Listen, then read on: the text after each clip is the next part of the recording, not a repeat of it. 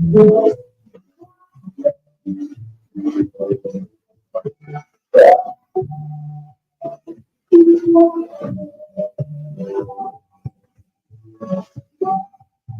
right, all right, all right. Let's clap it up.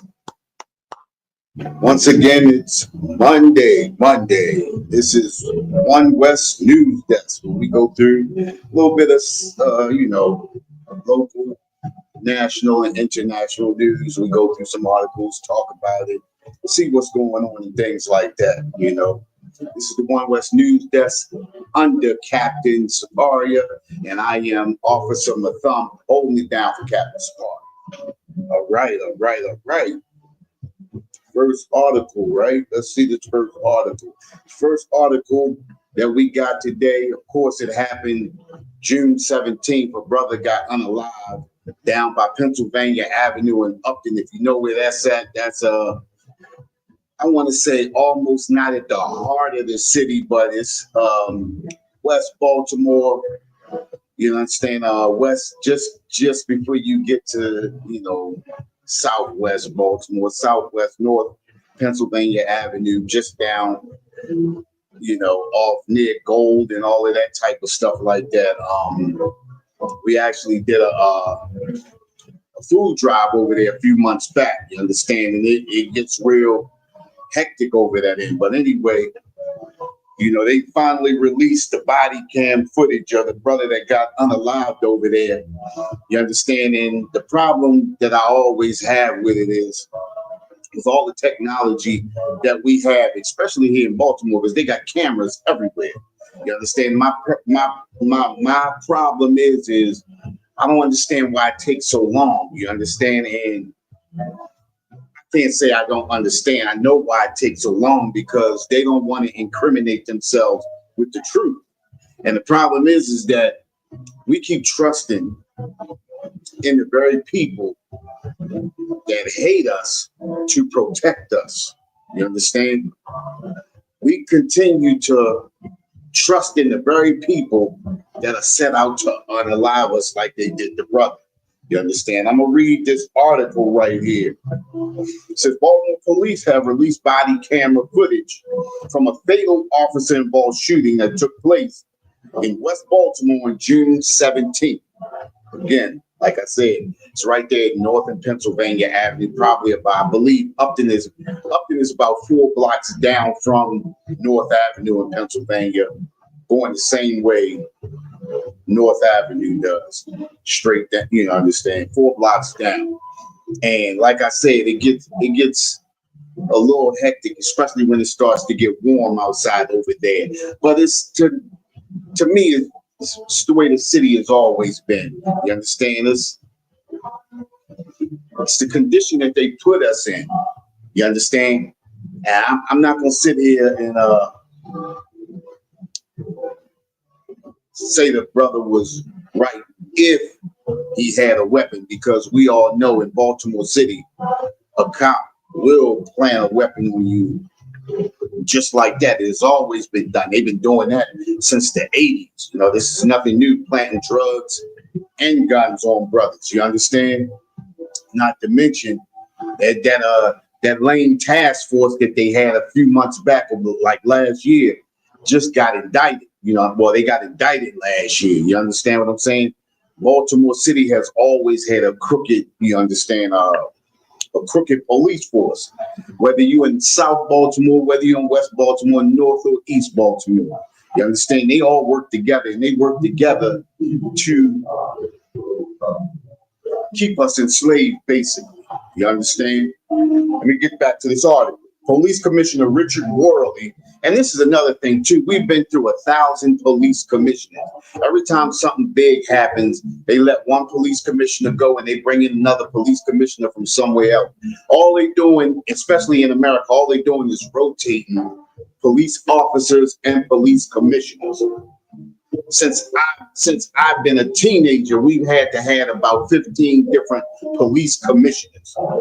It's nothing new about a police department changing police commissioners. They do that to make you feel like that there's a change coming, and they're working towards making the department better. But the department is the same as when I was a youth. It's nothing changed about Baltimore City Police Department, even in the way they police us. And every time something happens, they always say we have to go back in for more training. Police officers have to get more training. Let me ask a question.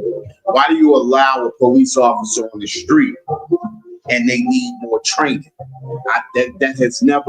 That has always baffled me. You understand? And it's not just in Baltimore, it's all over the country. It's all over the country.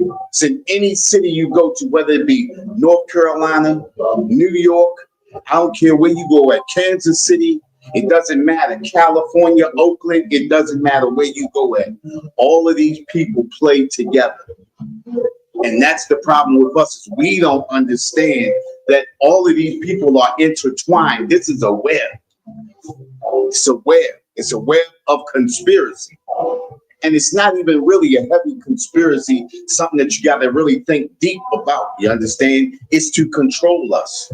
It's to keep us in prison, just like they're doing. And it's to keep us alive just enough to survive, but not enough to advance ourselves forward. You understand what I'm saying? We have to understand that we are special people. And when I say that we are special people, I'm talking about so-called blacks, Hispanics, and natives.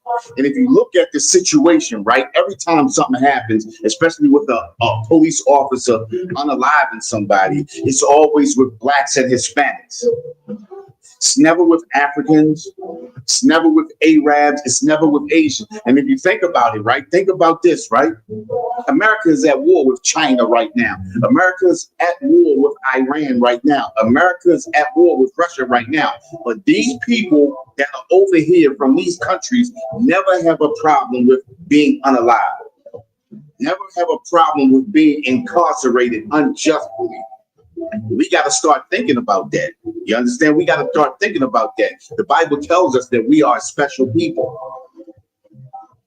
We are so special, so much so that they place these other nations in our communities to make their bones off of us, to make their money off of us, to build their communities up. We always say that there's no money in the Black or Hispanic community, but all of these people become millionaires off the backs of us. We keep falling for the same lies. We keep falling for the untruths that come from our leaders in our communities. And then every time something like this happens, they always put a black face on TV to say, oh, well, it's not the Baltimore City Police. You know, it's the things that are happening, blah, blah, blah. And the thing about it is, they always say these police fearing for their lives. Why do they keep hiring chumps? Why do they keep hiring chumps? This is my question. If you stop hiring people who are afraid, who don't know how to handle themselves, they shouldn't be there. And this is another reason why we need to police our own communities. You understand?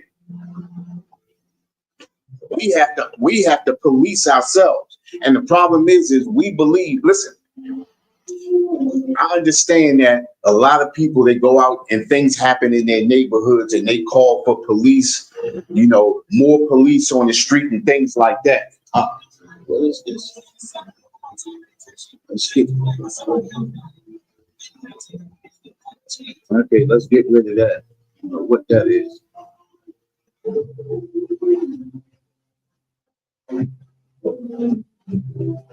We just shut off.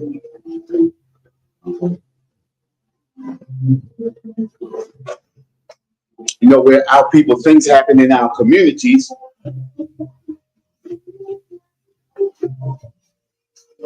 Things happen in our communities, and we always call for, we need more police on the street. We need more police on the street. It's not that we need more police on the street. We need stronger representation. The leaders that we keep hiring, the leaders that we keep putting in office, the people that we keep putting in office over us, puts their own quality of living above the multitude. They'd rather fill their own coffers, fill their own pockets, line their own pockets, and continue the oppressor's objectives. You understand what I'm saying? And I always say this, right? We got black commissioners, black mayors, we got black councilmen, we got all of these black people talking all of this black stuff, but are showing no black action. No black action, no black action, because look at us in Baltimore City. And listen, in the 60s and 70s, Baltimore City became Charm City because it was one of the cleanest cities in Baltimore, in the country. It's one of the best cities to come to in the country. I'm not saying that Baltimore City was perfect, but I remember in the 70s and in the 80s, in the mid 80s, how Baltimore used to look.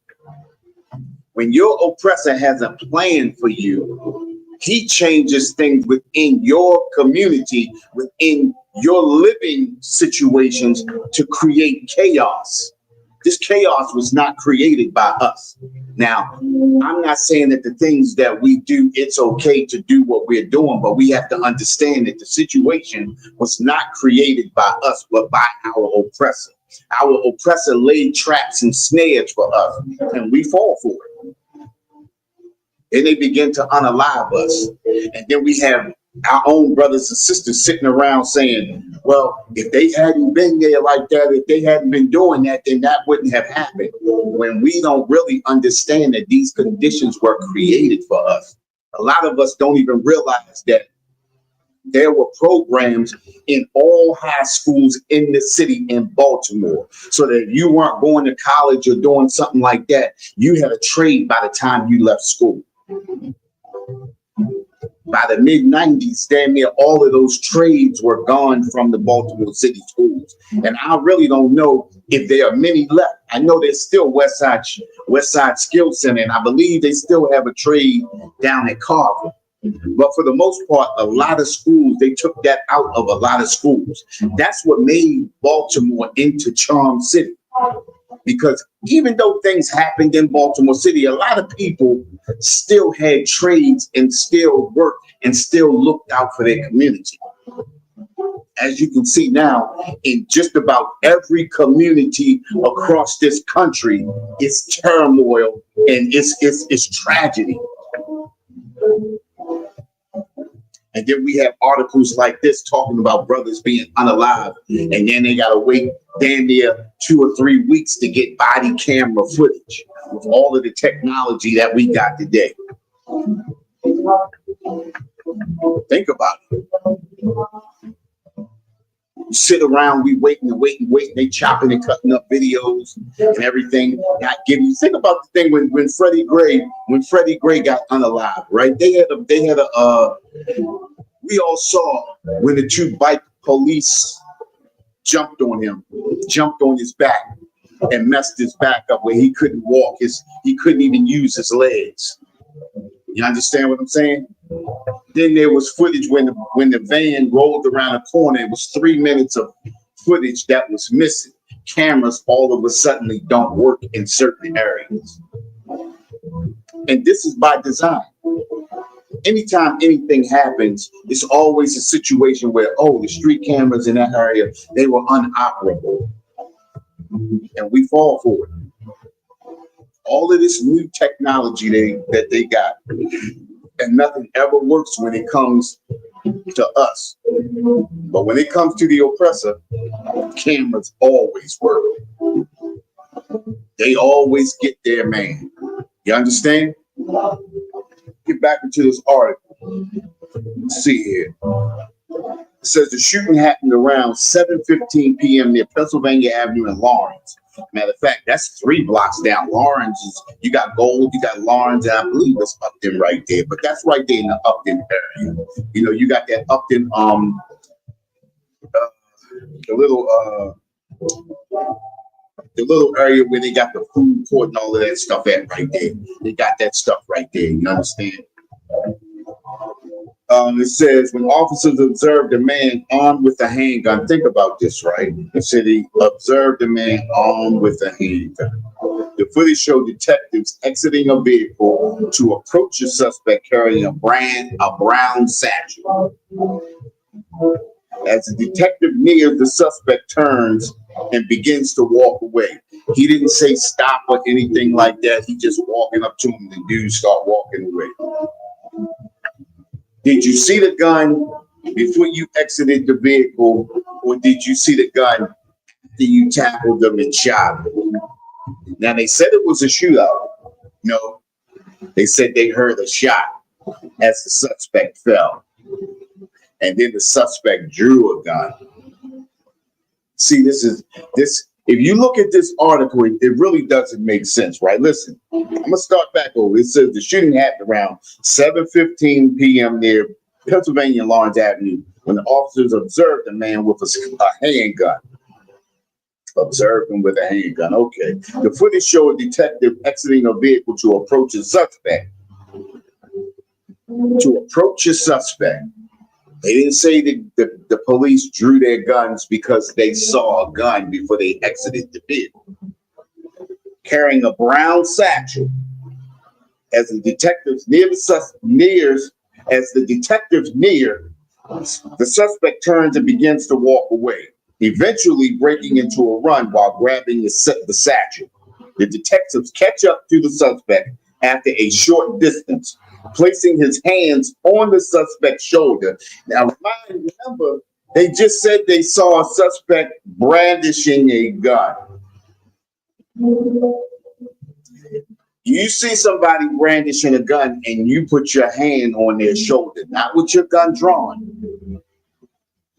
Now, I'm just saying, I'm not an investigator. I don't know a lot about how you investigate crime scene, but this right here just don't sound right to me. The suspect then falls to the ground. A single gunshot is heard. Although all Baltimore Police Department members on the scene had their weapons holstered. Now, let me ask a question. How many times have we seen police officers leave their weapons holstered when they see a suspect with a gun? Especially here in Baltimore. Somebody explain that one to me. How many times have we seen Baltimore City Police, or police for that matter, see a so-called black man with a gun and leave their weapons holstered? I'm just saying, I'm just reading what the article says. Now, like I said, I'm not the brightest bulb in the pack, but it just don't sound right to me, you know? All right, it says a single gunshot is heard, although Baltimore Police Department members on the scene had their weapons holstered at the time. The suspect then turns towards the officer and points a gun, prompting the officer to take cover. So, dude fall. Hear a gunshot. Nobody pulls their weapons out. He goes to approach the suspect. The suspect rolls over. He points the gun at the officer, and then the officer takes cover. No gunshots fired. Two other detectives exit their vehicles and exchange gunfire with the suspect. Now, they never said the suspect fired this gun. Say he exited the vehicle and they exchanged gunfire. This is a thing that I talk about too, and I worry about when they talk about it takes 3 weeks for them to get body cam footage and things like that. Because this article right here doesn't even say that he fired his weapon. It says the two officers, he exit their vehicles and exchange gunfire. The officers were unable to render aid to the suspect, which of course Nobody wants to render aid to a suspect, especially if he could be innocent. I don't, that's just the way it sounds to me. He could be innocent. We couldn't render aid. Listen, it says the officers were unable to render aid to the suspect as a crowd begins to form in the area. Now, I've been in Baltimore a long time. I've never seen Baltimore City police officers not be able to render aid to anyone because a crowd began to gather. I ain't never seen that anywhere in any city in America. Oh, it was too many people. We couldn't render aid because it was, now from what I'm seeing, what I'm gathering here, was like 3 or 4 officers. You mean to tell me they don't know crowd control? And this is another thing, again, they're not trained properly to learn crowd control. Nobody could get on the horn and call 911 to call to render aid for the brother. Everybody got radios, right? So how do they not call, for help to render aid to the brother? Hey, listen, this article, man, this is crazy. It says both the officer and the suspect were taken to the University of Maryland Shock Trauma Center for treatment. The suspect, identified as 36-year-old Bilal Yusuf Muhammad Abdul Jr. of Baltimore, was pronounced dead at 11:14 p.m. on June 17. Listen, this is the reason why we need to police ourselves. Because as long as we continue to let our oppressor, you understand, police us, these are the things that's going to happen. And even if it's another brother in a blue uniform, he's operating as the oppressor, as an extension of the oppressor. So in fact, he's an oppressor at the time too. There is no black and white. There's only blue to them. You understand? There's only blue to them. When our brothers and sisters get that blue on, they become the oppressor. They become the oppressor. The higher you rank up in the oppressors, whether it be the army, military, or whether it be their police force, that's the more you're indoctrinated under our oppressor. The more you live for his laws and rules, the more you become him. That's the way it is. No doubt.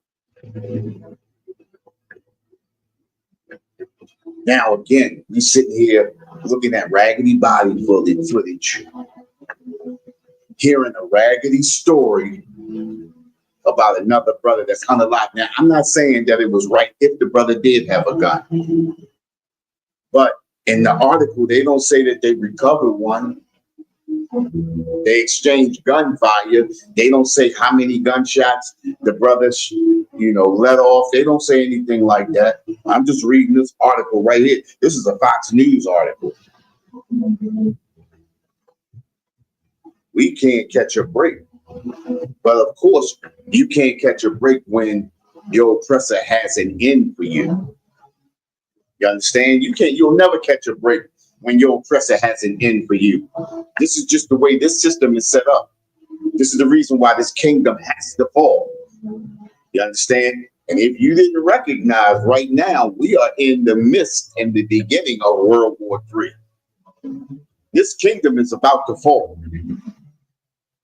And the outcome of your life is going to depend on where you stand. Whether you stand in, and it's only, you're either going to be hot or cold. There's no in the middle. Get up in this UPK and live. But anything else on that other side, you're taking a real chance with your life. The UPK, we don't break laws. We don't break our oppressors' laws because we live under the law, statutes, and commandments. commandments. When you living under the law, statutes, and commandments, you can't break the oppressor's laws. You understand? And when you live in under the laws, statutes, and commandments, you understand that your oppressor is your enemy. And when you know who your enemy is, you live in a totally different way. You learn to observe certain things in a different kind of way. A lot of us like to buddy up and chummy up with our oppressor. Oh, all of them not bad. Show me a good one. Matter of fact, if all of them not bad, show me one that can change our situation. That's a good one right there. If you can show me one that can change our situation, that's a good one right there. But I have yet to see one. All right, I'm gonna drop that article. I'm gonna drop that. Go to my next article. Let's see here.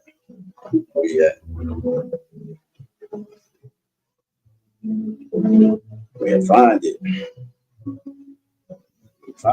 me find it.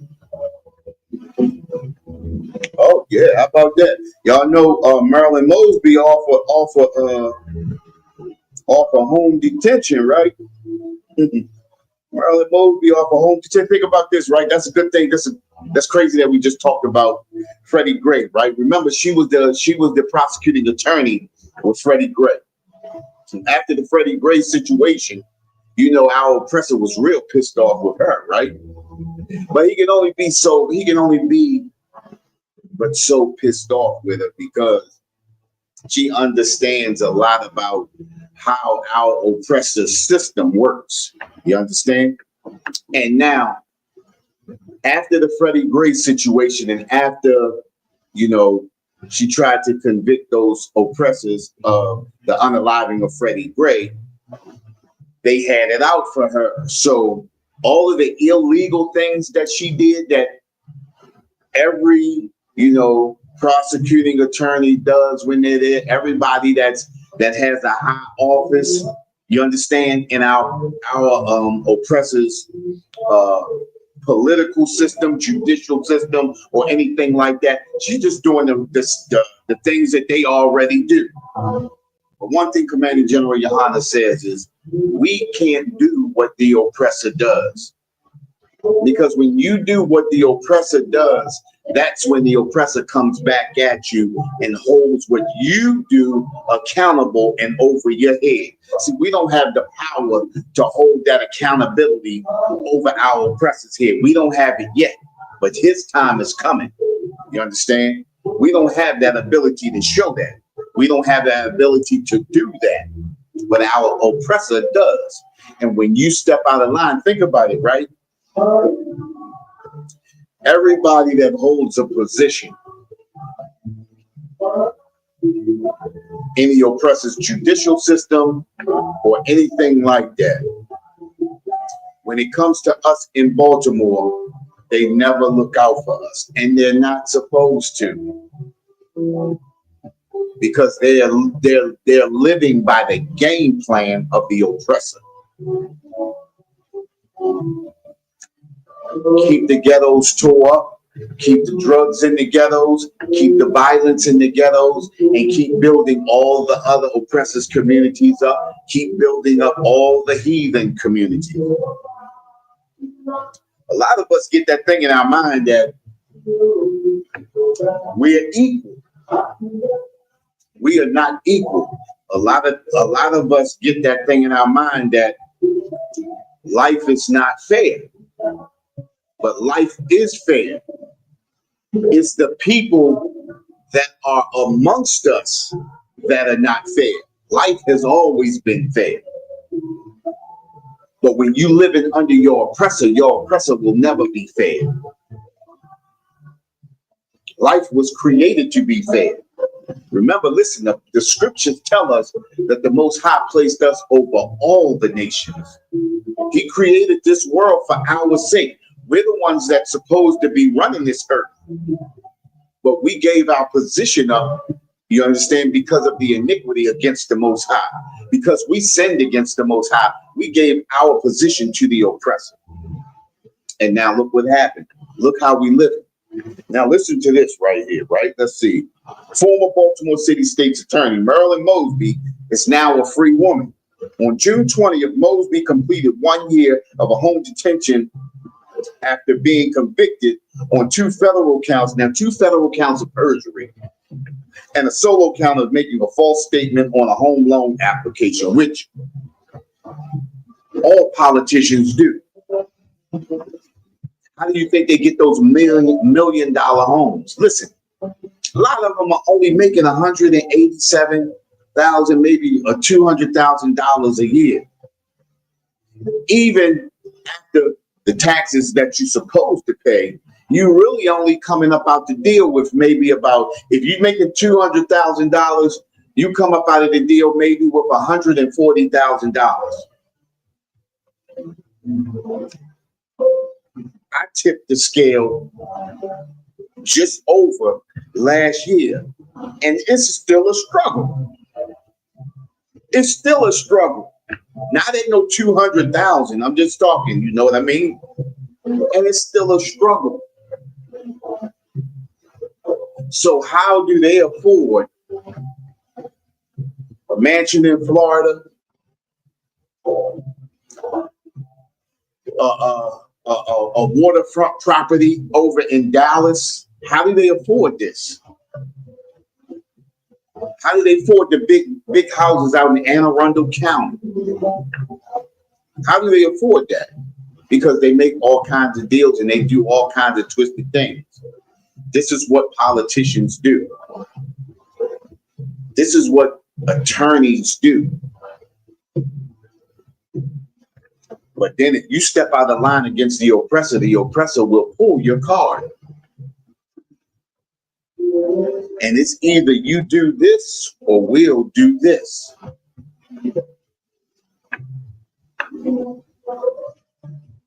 Problem was her black side said do it, and she did it. And her black side suffered for it. Not as it would have been if it would have been us. Because she only got a slap on the wrist. 3 years of home detention, only did 1 and she off. They wiped out the home monitoring. She owed $1,447.23 for the home monitoring system that they set up, and they wiped that clean. Oh, you don't owe that. Listen. On June 20th, Mosby completed 1 year of a home detention after being convicted on 2 federal counts of perjury and a solo count of making a false statement on a home loan application. A judge spared Mosby decades behind bars instead of handing down a sentence of a 3-year supervised release. The first year consisting of home detention. She completed that.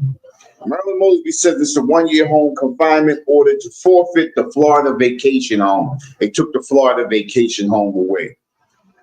According to a June 16, 2025 defense motion, it appears Mosby will avoid the remaining 2 years of her punishment. They got what they wanted out of her, right?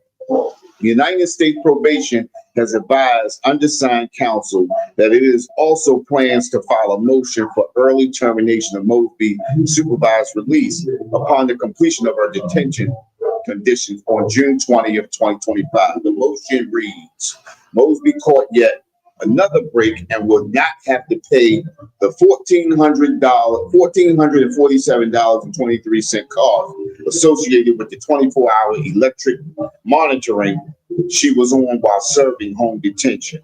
Although Ms. Mosby is currently employed, she has been financially devastated over the course of her prosecution in this case, which started 3.5 years ago. Her lawyers wrote to the judge during the lengthy period of time. Her savings were depleted due to legal fees, long periods of unemployment, and credit card debt. So much of that, she became indigent and required the service of the federal public defender. So she needed a public defender. That'd be a lot of us. A lot of us can't afford a big lawyer like that. Most of us can. I can't. That's why I gotta stay on this side right here. I ain't got time to get a a lawyer charging you tens of thousands of dollars every time they file something, get a motion for something like that. That's crazy. While Mosby's lawyer claims she's been fully compliant with the conditions of her home detention, passport documents suggest that wasn't always the case. In November 2024, Judge Lydia K. Grigsby denied Mosby's request to modify conditions of home detention, finding she violated specific conditions of supervision. The denial came after as Mosby insisted on the need to travel freely for a new job. We don't get that right. We definitely don't get that right. Adolphus, you right about that. We definitely don't get that. Yeah, she was trying to lock up cops. Yep, trying to lock up cops. But think about it, right? That has never happened in the history of Baltimore. Now, I'm not saying that cops haven't been locked up. I'm talking about but been prosecuted right up front. Something been plastered across the front page, especially after the Freddie Gray. Remember the riots and everything after that happened and everything like that. You understand? They tried to show that, they tried to say that he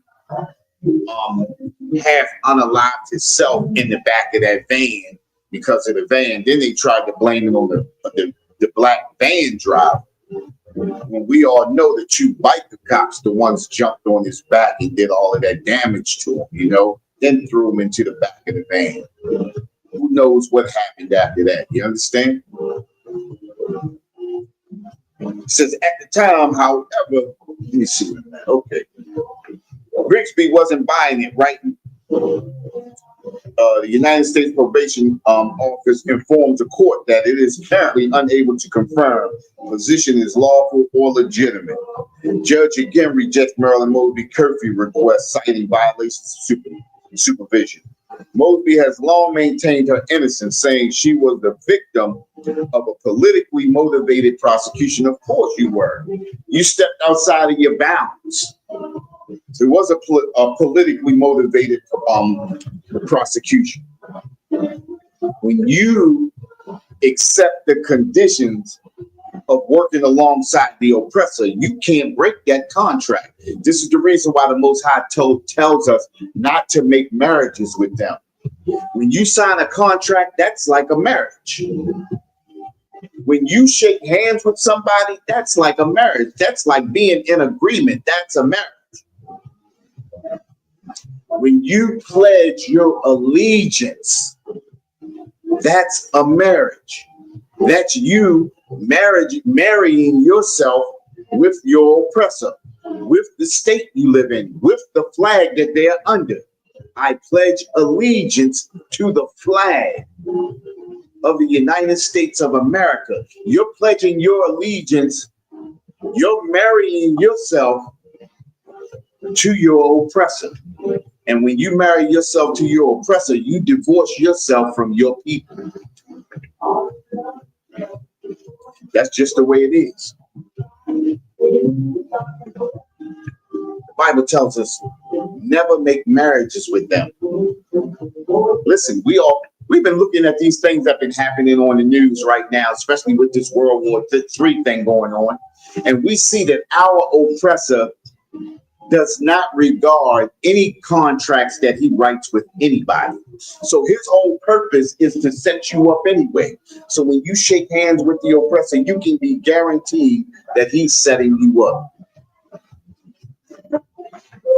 Point blank. Point blank. When you shake hands with him, he's shaking hands with you, but he got his fingers crossed behind his back. This contract is null when it comes to me. But when it comes to you, you better hold to it. You step out of line, I'm going to hold you over the fire. And that's what they did to Marilyn Mosby. Think about this, though. They could have did worse, but they know they still have her under the gun. They know they still control her. So we just slap her on the wrist and let her go and let her continue our work. That's what happens. That's almost like somebody getting locked up, then giving some information that the police need just to get off earth. That's all it is. That's all it is. She's gonna comply. She's going to comply back with them. She's going to make good. Just like what's the other one, the mayor that we had, Catherine Pugh. It's the same thing. Slap on the wrist, knock you down a peg, and put you back out there on the strip again. That's what they do. It's a pimping the whole system. We heard that a lot. That's all they doing is pimping hoes. That's it. Look at the way the system works. And we always say, oh, they supposed to be black. They supposed to help us. They supposed to. But when you make marriages with our oppressor, those alliances that they have with us are totally broken. You can't ride both sides of the fence, either on this side or on that side. That's just the way it works. You can't straddle the fence. You can't play both sides. It's either one side or the other. That's it. So that's it. Mosby has long maintained her innocence, saying she was the victim of a politically motivated prosecution, of course. This all despite being granted several accommodations before, during, and after the trial. Along with several case delays, prosecutors were barred from using prior Inspector General investigation as evidence against Mosby. Look, she already had stuff against her that they couldn't use, because they only want to slap you on your wrist and let you know we're in control. We can bring you up and we can bring you down. This is just the way their system is built. We always think we getting away with something, but we're not. When you're working under the oppressor, you can never get away with anything. Yep.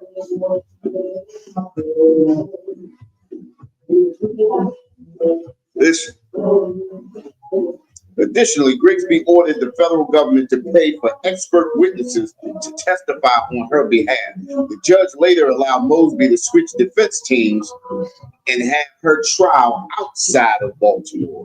Still, two separate juries found enough evidence to convict. A campaign for a pardon from former President Joe Biden was also unsuccessful. See that right there? Even Joe Biden said, threw his nose up at him. They don't care about you. So why work with them? So why accommodate them in such a way? You understand? They're never going to be on our side. They're never going to be in your favor, you know? All right, let me go to my next article. Let's read my next article.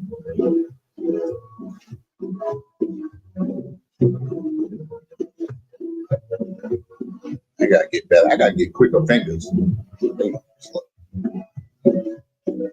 got too much stuff popping up. Right. All right, look at this right here.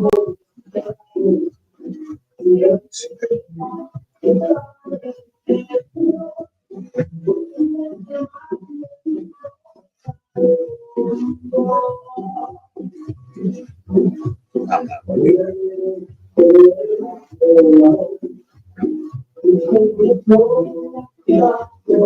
Oh, that's the one.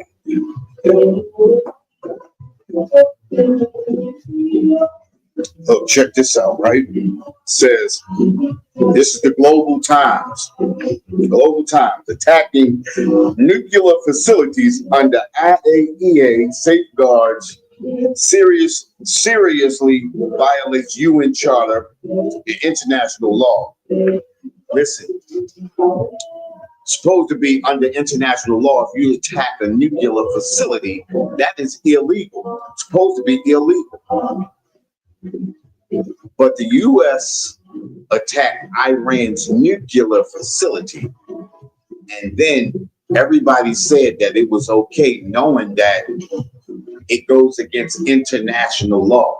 Again, the head of the United Nations is the United States.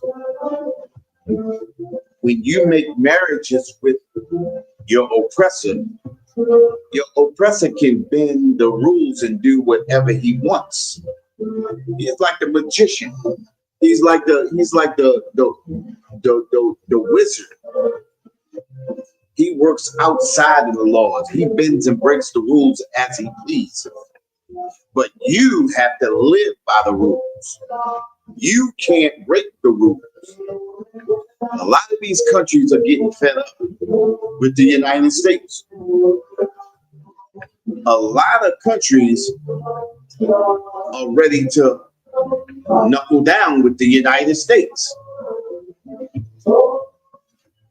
How many people are ready for World War III to hit the United States? How many people are ready for World War III? How many people understand that it's going to happen? Listen, let me read this article. When asked to comment on a media inquiry regarding the U.S. strike on Iranian nuclear facilities, that the world had actually witnessed U.S. unilaterally attack on a sovereign country. Now, not only did they attack a nuclear facility, but they attacked a sovereign nation. Now, by international law, you can't attack a sovereign nation without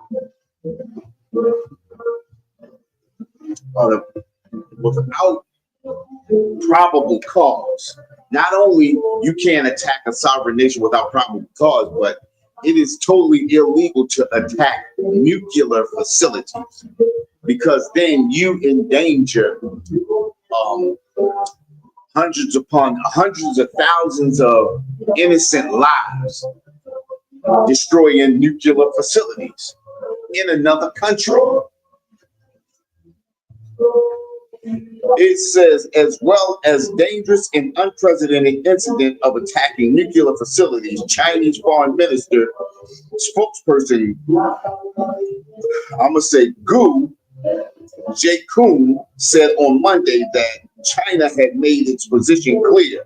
Attacking nuclear facilities under the safeguard of the International Atomic Energy Agency constitutes a serious violation of the purposes and principles of the UN Charter and international law. It is illegal for you to attack a nuclear facility, and yet America took the B-2 bombers, and if I'm not mistaken, it was 6 of them. I believe it was 6 or 4 or 6 of them, and dropped bunker buster bombs on their nuclear facility. It says Guo stated that China urged the parties involved in the conflict to prevent the situation from further escalation, resolutely avoid the spillover of war, and return to the path of political resolution. China is willing to strengthen communications and coordination with all parties, build consensus, uphold justice, and play a constructive role in restoring peace in the Middle East. Listen, we are in the middle of World War III right now. It's on and popping. It's nothing that can change the outcome of what's already been started. Listen, I'm going to suggest everybody start building up your food supplies, storing up your water, storing up your canned goods, but whatever you like that can last a long period of time. Because more than nuclear facilities are about to be bombed. Listen, the oil price is going to go up, gas prices are going to go up, everything is about to happen. It's already on and popping. Understand, World War III is underway already. You understand? Get into this truth. Get into this understanding under commanding General Yohana in this ISUPK. A lot of us don't have a battle plan. And I don't mean a battle plan how you gonna fight in war, but once this battle starts, where are you going to go? You understand? How are you going to survive? Listen, if you look at us now, look at our people now. Only thing we thinking about, and a lot of us don't even understand that this war is happening right now. We out there partying, drinking, booty shaking, and everything else. Brothers still out there, you know, shaking and moving and everything else, man, and doing everything but understanding what's happening right here before us. Get into this truth under commanding General Yohana and save you and your family's lives. You understand? With that, this is the ISUPK this is the One West News that's under ISUPK, Israelite School of Universal Practical Knowledge, under commanding General Yohana. I'm Officer Matham, and my captain is Captain Saparia. And with that, Shalom Israel.